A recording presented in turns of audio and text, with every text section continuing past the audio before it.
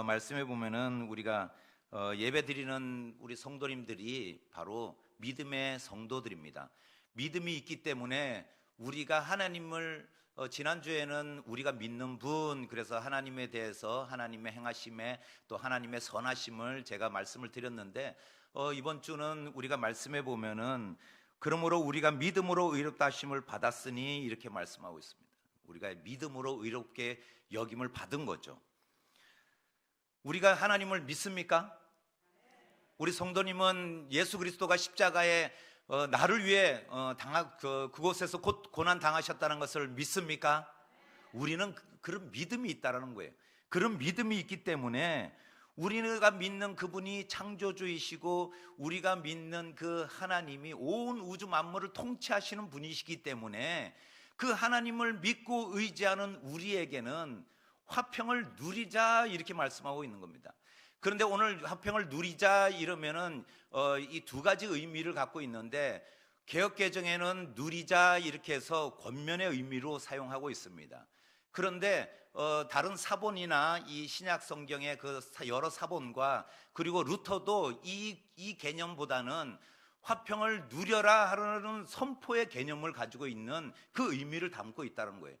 화평을 우리가 그냥 화평 누리자 이런 권면의 의미도 있지만은 화평을 우리는 누려야 된다는 거예요. 그것이 우리가 선포하며 나아갈 때, 왜냐하면은 우리가 하나님과 화해하고 하나님을 우리가 믿고 믿음이 있는 성도이기에 그 화평을 누리는 것이 당연하다는 겁니다. 그러므로 우리가 이렇게 이야기할 때 사도 바울은 우리가 여기서 사도 바울은 유대인이기 때문에 우리 유대인들이 이렇게 우리가 화평을 누리자 이런 의미가 아니라 앞서서 계속 뭐라고 이야기하냐면은 어떤 행위나 또 어떤 할례의 의식이나 이런 것으로 우리가 의롭게 되는 것이 아니라 오직 믿음으로 의롭게 된다는 것을 이야기하면서 우리라는 것은 오늘 우리가 하나님을 믿는 성도들을 가리키는 겁니다. 이방인이고 그리고 유대인이고 남자고 여자고 그리고 노소를 떠나서 우리가 믿음이 있다면은 우리가 하나님과 화평을 누리게 된다는 거예요. 오늘 말씀을 보면 그것이 바로 믿음이 주는 축복이라는 거죠. 믿음이 주는 축복이 첫 번째가 바로 그것이 바로 화평이라는 거예요. 우리가 세상이 주는 그런 화평은 돈이 필요할 때는 좀 힘들잖아요. 물질적으로 어려움을 당할 때 당해본 저는 참 그 절실히 느꼈어요. 돈 한 푼 이렇게 뭐가 필요하는데 쓰려고 하는데 없을 때, 그리고 뭔가 이렇게 내가 살아가는 데 있어서 우리가 제일 중요한 게 뭐예요? 의식주 아니겠어요? 의식주를 해결하려면은 이 물질이 필요한 거예요. 물질이. 근데 이게 물질이 없을 때 어려움 당하죠. 또 제가 어렸을 때 당했던 그 관계 회복, 제가 동네를 내려가면 윗동네 살다 보니까 아랫동네에 있는 그 운교라는 친구가 있었는데 이름은 지금도 기억해요. 제가 7살 때 일인데 얼마나 원한이 맺히면 그러겠어요. 그런데 그 운교라는 친구가 내가 지나가려면 못 가게 하는 거예요. 동네 애들 몇 명이 지나가지 말라는 거예요. 그러면서 막 그냥 괴롭히고 막 이러는 거죠. 제가 어릴 때부터 참 착했나 봐요. 그 괴롭힘을 당하면서 지금까지 이겨나간 거죠. 그런데 그 운교라는 친구가 물론 지금 초등학교 들어가서 절친이 되었지만은 그 친구하고 그런 관계 속에서 너무 어려운 거예요. 그렇듯이 이 세상에 살아가는 데 있어서도 원수지면은 쉬운 삶이 아니에요. 그런 관계에 놓였을 때, 그리고 그런 결핍에 놓였을 때, 이것이 우리가 세상의 것이 그래서 풍성할 때 우리가 화평이 오는 것 같아요. 또 세상의 관계가 좋고 우리의 삶이 평안할 때 이런 화평이 온다는 거죠. 그러나 오늘 이 화평은 이 헬라어로 에이레네라는 단어를 쓰면서 히브리어에서는 샬롬이라는 단어예요. 근데 이 샬롬 그리고 에이레네라는 이 단어는 세상이 주는 화평의 의미도 있지만은 사도 바울이 오늘 이 단어를 기록하면서 어떤 의미를 쓰냐면 하나님과 함께하고 하나님 안에서 우리가 화평하다는 거예요. 그런데 하나님과 함께 할 수 있는 것이 오늘 어떤 의미냐? 하나님과 함께 할 수 있는 것은 예수 그리스도로 말미암아 예수 그리스도를 통해서만이 하나님께 나아갈 수 있다는 거예요. 우리가 왜 예수님의 이름으로 기도하겠어요? 우리가 하나님께 나아갈 수 없다는 거예요. 거룩하신 하나님 앞에 우리의 기도를 올려드릴 수가 없어요. 우리 기도를 안 들으시는 것이 아니라 거룩하신 하나님께 우리는 우리의 죄악된 모습으로는 하나님께 나아갈 수 없기 때문에 오직 예수 그리스도를 통해서만이 우리가 나아갈 수 있다는 거예요. 예수 그리스도를 통해서만이 우리가 이 에이레네 샬롬이라는 이 단어 속에서 화평을 얻을 수 있는 거예요. 하나님과 함께하는 화평이 진정한 화평이라고 이야기하는 것입니다. 그런데 우리가 이 화평을 누리고 있냐? 못 누려요. 왜냐하면 우리가 세상을 바라보기 때문에 그런 거예요. 세상에 우리가 함께 더불어 살아가다 보니까 세상의 영향을 받기 때문에 그런 화평이 없는 것 같아요. 그런데 오늘 믿음 있는 사람은 이 화평이 있다는 거예요. 우리가 안에 그 화평이 있기 때문에 그 화평을 발견하고 그것을 누리라는 거예요. 그리고 우리가 선포하고 나아갈 때 그 화평 안에 우리가 있다라는 것이죠. 중국 영화를 제가 한 20대 때는 우리 막내 매형하고 그래서 매일 그냥 여름밤에 팬티만 입고 이제 둘이 그 무협 영화 그걸 엄청 많이 봤어요. 그런데 제가 참 그 영화 보면서 깨닫는 것이 뭐냐면 착하게 살아야 되는구나, 이것을 깨달았어요. 왜냐하면은 분명히 나쁘게 살면은 내가 해한 사람한테 꼭 원수를 갚음 당하더라고요. 근데 제가 그 영화를 보면서 의문이 생기는 거예요. 내가 그 원수를 갚고 났는데 근데 그 자식이 또 그걸 봤어. 그럼 그 자식이 또 원수 안 지겠어요, 저하고? 예? 또 원수를 줘요. 그럼 그 자식이 또 나한테 원수를 갚아. 그럼 우리 자식이 또 그놈을 원수를 갚아. 그럼 언제 원수가 이게 화평이 오는 거야, 언제? 제가 그러면서 이 영화를 보니까 무의미하더라고요. 이 중국 영화를 보니까는 맨날 원수 갚고 권선징악 그냥 매일 원수 갖다 보면은 언제 이 원수가 갚아지고 서로 화해하고 사냐 이거예요. 그럴 때 딱 성경 말씀이 생각나는 거예요. 원수를 사랑하는 주님의 말씀. 그러면 우리 믿는 사람들은 이 원수를 만났을 때 화나잖아요. 예? 좀 원수 같은 사람 만나거나 또 내 돈 안 갚은 사람 만나면 좀 속상하잖아요. 그래서 믿는 사람들이 원수라고 그러지 않더라고요. 제가 얘기 들어보니까 어느 권사님 그래요. 원수가 아니라 웬수라고, 웬수 그냥. 그래서 원수는 사랑하되 웬수는 그냥 만나면 화가 나나 봐요.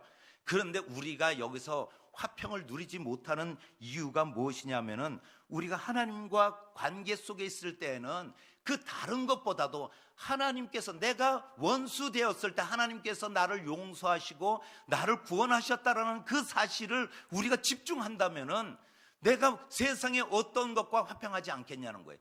세상의 어떠한 것으로부터 우리가 그것에 억압당하겠냐는 거예요. 오직 믿음으로 그것을 이겨나가라는 거예요. 오늘 사도 바울은 우리가 지금 이 초대교회 그 위험하고 그리고 어려운 문제 가운데 있고 내가 죽임을 당할까 두려운 상황 가운데서도 우리가 화평할 수 있는 것은 하나님이 나와 함께 하시고 하나님이 나를 구원하신다는 그 확신을 가지라는 거예요. 그 확신 가운데 우리는 화평을 누릴 수 있다. 오늘 사도 바울은 그것이 바로 믿음의 축복이라는 거예요. 믿음의 사람이 가질 수 있는 그것이 은혜, 축복이라는 것이죠.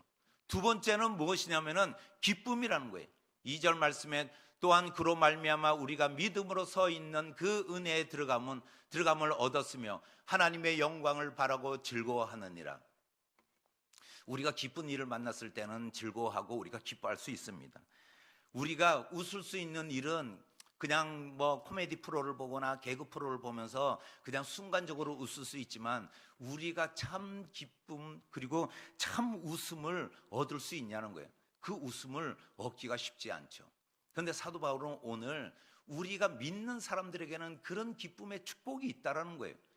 그래서 사도 바울은 늘 항상 기뻐하라 이런 말씀을 하면서 우리가 기쁨에 대해서 이야기하고 있는 거예요. 그런데 그 기쁨이 우리가 만족감에 의한 기쁨이 아니라 우리가 오늘 말씀 보면은 하나님의 영광을 바라고 즐거워한다는 거예요.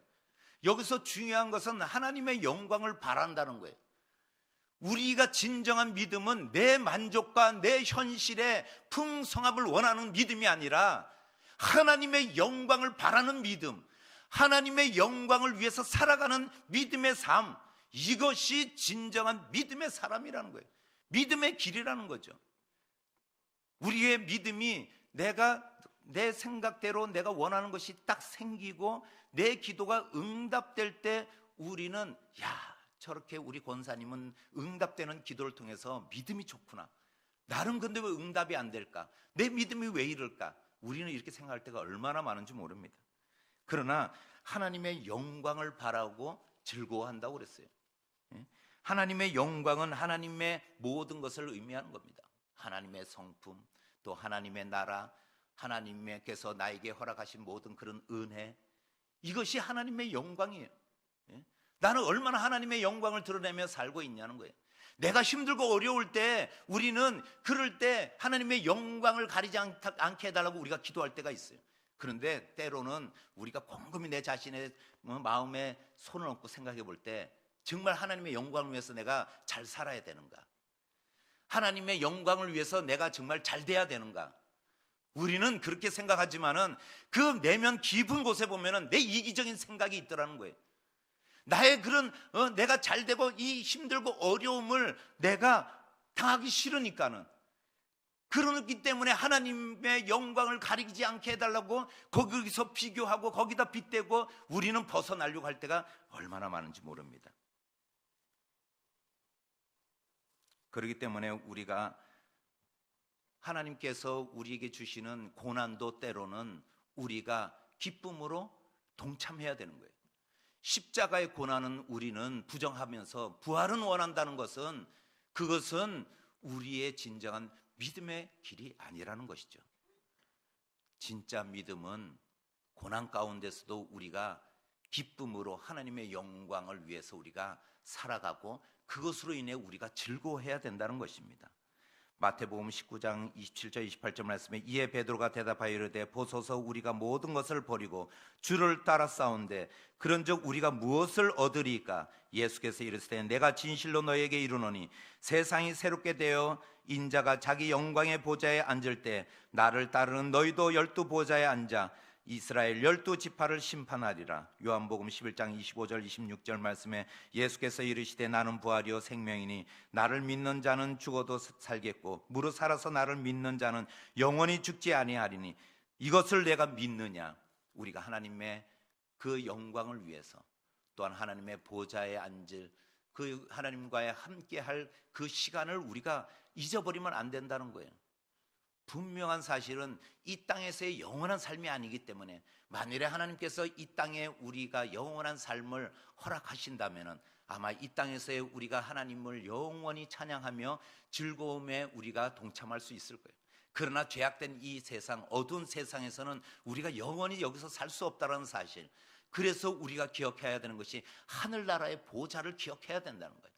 그때 우리는 뭐 하면서 살았냐고 하나님께서 물으실 때, 나를 위해 살았습니다, 내 행복을 위해 살았습니다, 이렇게 우리가 고백해야 되겠냐는 거예요. 하나님의 영광을 위하여 고난에도 동참하고 우리가 불 가운데도 지나오며, 그리고 우리가 물 가운데도 우리가 통과하며 우리가 이렇게 믿음을 지켰습니다. 그랬을 때 주님은 분명히 작은 일에 충성한 우리의 모습을 보며 착하고 충성된 종이라고 칭찬할 거예요. 그리고 우리의 그 고난을 통해서 하나님이 안아주시면서 지금 힘든 거 알아, 잘 견뎠어, 지금 어렵지만 그래도 너 끝까지 기도한 거 잘했어, 잘 참아냈단 말이야. 정말 그때 나도 마음 아팠어.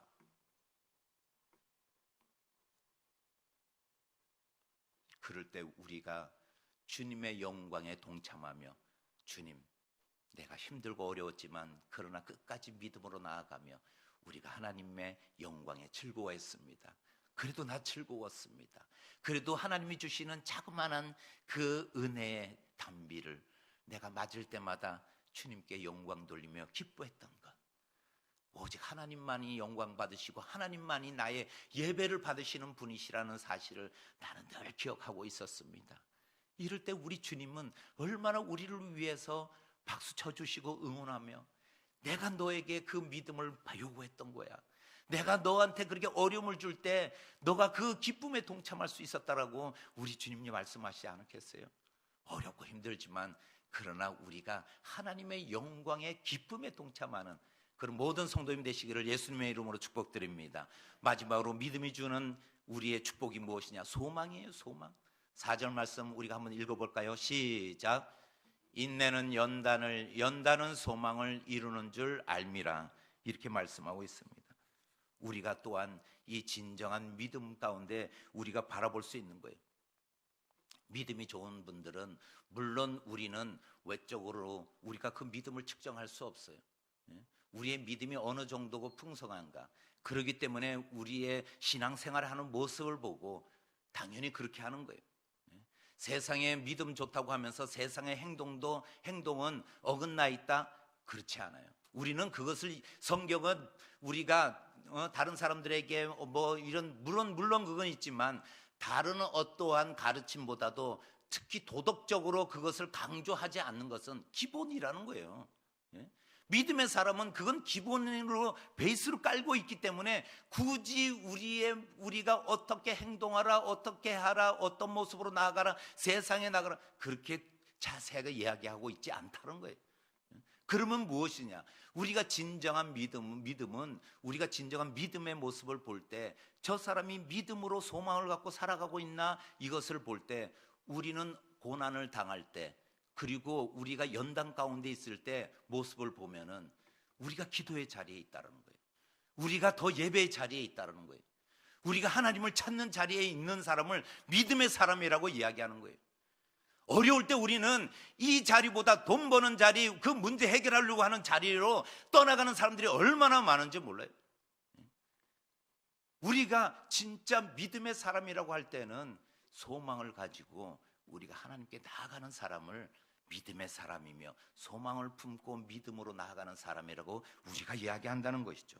잘못된 우리가 믿음을 가지거나 우리의 믿음이 약하다는 것은 세상을 향해 나간다는 거예요. 어려울 때일수록 우리는 세상의 방법을 택하려고 한다는 거죠. 세상 사람들이 지혜로운 방법을 택하는 거예요. 그러나 하나님은 미련한 것 같으나 우리는 그 방법을 요구하신다는 거예요. 하나님의 능력은 세상 사람들이 볼 때 당장 움직이지 않는 물과 같고 당장 어떤 변화가 일어나지 않는 것 같지만은, 그러나 우리가 살아가면서 하나님께서 우리가 가지고 있는 소망, 하나님께 소망을 두는 그것을 세상 사람들은 몰라요. 왜 그렇게 미련하게 사냐? 왜 그렇게 그냥 앉아있냐? 교회 나가면 뭐 쌀이 생기냐? 돈이 생기냐? 그렇게 이야기할 때가 얼마나 많은지 몰라요. 베드로전서 4장 13절 말씀에 오히려 너희가 그리스도의 고난에 참여하는 것으로 즐거워하라. 이는 그의 영광을 나타내실 때 너희로 즐거워하고 기뻐하게 하려 함이라. 환난이 우리를 두렵게 하고 때로는 고통스럽게 하고 어렵게 하지만은 우리가 품어야 될 것은 뭐냐면 그 이후에 하나님께서 행하실 일을 우리가 기억해야 된다는 거예요. 환난을 만났다고 좌절하지 말라는 거죠. 조금 참아 보자는 거예요. 우리가 기도하며 나아가 보자는 거죠. 그리고 하나님이 행하실 일을 우리가 잠잠히 바라보자는 거예요. 이스라엘 민족이 그 광야를 걸어갈 때 아말렉 군사들을 만났을 때 정말 이 노예로 살아가던 그 민족들이 뭘 할 수 있겠어요? 홍해를 만났을 때 뭘 할 수 있겠어요? 그럴 때마다 하나님이 뭐라고 모세에게 이야기하냐고 하는 거죠. 잠잠히 바라보라는 거예요. 잠잠히 기다려보라는 거예요. 하나님을 바라는 거예요. 하나님께 우리가 기도하고 우리가 소망을 가지고 우리가 기다려보자는 거예요. 그것이 바로 행동하는 믿음이고, 우리가 하나님께 기도하는 것이 행동이에요. 내가 열심히 가가지고 그냥 일을 하고 어떻게 하면 내 이 문제 해결할까 움직이는 것이 아니라 기도하고 우리가 움직여 보자는 거예요. 기도하고 우리가 그리고 나서 하나님의 뜻을 구해보자는 거죠. 하나님은 결단코 우리에게 감당하지 못할 시험을 허락하지 않는다고 말씀하고 있습니다. 하나님은 결단코 우리를 그냥 내버려 두지 않고 그 시험을 감당할 즈음에 우리를 피할 길을 예비하신다는 말씀하시고 계세요. 고린도전서 10장 13절 사람이 감당할 시험 밖에는 너희가 당한 것이 없나니 오직 하나님의 미쁘사 너희가 감당하지 못할 시험을 당함을 허락하지 아니하시고 시험 당할 즈음에 또한 피할 길을 내사 너희로 능히 감당하게 하시느니라. 능히 감당하게 하시느니라. 피할 길을 주시느니라. 능히 감당하지 못할 시험 주시지 않는 하나님이시니라. 이것이 하나님의 말씀인 줄 믿습니다. 환난은 우리를 아프게 하고 우리를 힘들게 해요. 고난은 우리 가운데 왔을 때 우리가 그것 때문에 아파하고 우리가 신음하고 우리가 고통의 소리를 낼 때가 있어요. 하나님 도와주세요 이렇게 울부짖을 때도 있다는 거죠. 시험이 없을 수 없어요. 믿음의 사람이라고 비를 피할 수 있나요? 믿는 사람이라고 그 환난을 우리가 안 당할 수 있나요? 그러나 환난을 주지만은, 그러나 하나님은 그 연단 가운데 우리에게 소망을 품게 하시려고, 그 소망을 가지고 나아가게 하시기 위하여 욥기 23장 10절 말씀에 내가 가는 길을 그가 아시나니 그가 나를 단련하신 후에는 내가 순금과 같이 되리라. 순금은 그냥 나오지 않다는 거예요. 단련되고 연단되어서 뜨거운 용광불을 통해서 순금이 나와요. 우리의 믿음은 어떤 믿음으로, 그리고 진정한 믿음은 어떠한 것으로 나오느냐? 용광로를 통과해야 된다는 거예요. 고난을 통과해야 되는 거죠. 그 어려움을 우리가 참아내고 인내할 때 비로소 우리가 그 소망을 가지고 살아가고 있을 때, 끝까지 소망을 놓지 말라는 거예요.